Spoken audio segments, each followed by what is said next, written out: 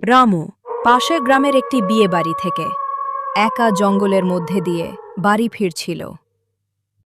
রামুর বাড়ি ফিরতে অনেক রাত হয়ে গিয়েছিল।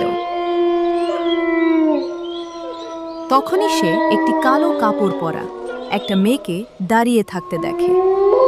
রামু মেয়েটির কাছে যায় এবং মেয়েটিকে জিজ্ঞাসা করে, তুমি কে এত রাতে জঙ্গলে কি করছো? মেয়েটি কোনো উত্তর দেয় না, সে শুধু তাকিয়ে থাকে রামুর দিকে।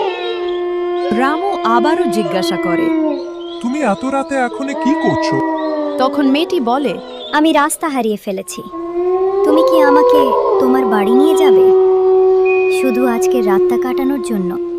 তখন রামু বলে, ঠিক আছে, তুমি চলো আমার সাথে আমার বাড়ি। তারপর তারা দুজনে বাড়ি দিকে হাঁটতে থাকলো। এটাই আমার বাড়ি। এখানে তোমার কোনো অসুবিধা হচ্ছে না তো? তখন মেয়েটি বলে, না না, আমার কোনো অসুবিধা হচ্ছে না। রামু বলে, তুমি কিছু খাবে? মেয়েটি বলে, হ্যাঁ, আমার অনেক খিদে পেয়েছে।